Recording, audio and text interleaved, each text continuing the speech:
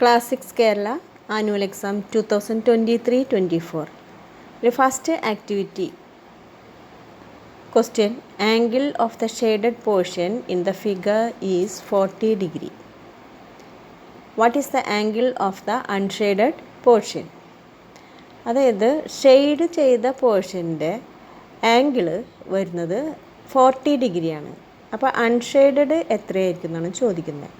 അപ്പോൾ ഇവിടെ ഒരു പോയിൻറ്റിന് ചുറ്റും കണ്ടോ ഉള്ള ആംഗിൾ, ഒരു സർക്കിളിൻ്റെ ആംഗിൾ 360 ഡിഗ്രിയാണ്, 360 ഡിഗ്രി.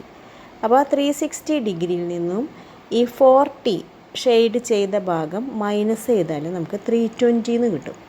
അപ്പോൾ അതാണ് അൺഷെയ്ഡഡ് പോർഷൻ്റെ ആംഗിൾ. ഇനി what part of the circle is shaded? എത്ര ഭാഗം, എത്ര പാർട്ട് ഷെയ്ഡ് ചെയ്തു ഇതിൻ്റെ മൊത്തത്തിലുള്ളത് അപ്പോൾ എത്രയുണ്ട്? 360 ആണ് അല്ലേ. അപ്പോൾ 360, അപ്പോൾ ഷെയ്ഡ് ചെയ്തത് എത്രയുണ്ട്? 40, 40. അപ്പോൾ 40/360. അപ്പോൾ നമുക്ക് എന്നിട്ട് വെട്ടി ചെറുതാക്കാം. അതേ കണ്ടോ, ഇവിടെ എഴുതി വെച്ചേക്കണുണ്ടോ?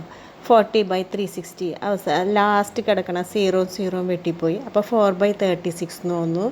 വീണ്ടും നമുക്ക് അത് രണ്ടും ഈവൻ നമ്പേഴ്സാണ് അല്ലേ. ഈവൻ നമ്പേഴ്സ് എന്ന് പറഞ്ഞാൽ എന്താണ്? 2 കൊണ്ട് ഡിവൈഡ് ചെയ്യാൻ പറ്റും, ഇരട്ട സംഖ്യകൾ. അപ്പോൾ രണ്ടിനും മുകളിലത്തെ 4നെ 2 കൊണ്ട് ഡിവൈഡ് ചെയ്താൽ 4/2 2/18. അതായത് പകുതി ഇങ്ങനെ നോക്കിയാൽ മതി. 4ൻ്റെ പകുതി 2, 36ൻ്റെ 36ൻ്റെ പകുതി 18. പിന്നെ വീണ്ടും 2 കൊണ്ട് ഡിവൈഡ് ചെയ്താൽ 2ൻ്റെ പകുതി 1, 18ൻ്റെ പകുതി 9. അപ്പോൾ 1/9 എന്ന് കിട്ടി. അപ്പോൾ നമുക്ക് 1/9 പാർട്ട് എന്ന് ആൻസർ കിട്ടി. അടുത്തത് what part of the circle is unshaded? അപ്പോൾ ഈ മൊത്തത്തിലുള്ളത് എത്രയാണ്? ലാസ്റ്റ് കിടക്കുന്ന 9 ആണ് അല്ലേ. 1/9, അതായത് 9ൽ ഒരു ഭാഗം ആണ് ഷെയ്ഡ് ചെയ്തേക്കുന്നത്.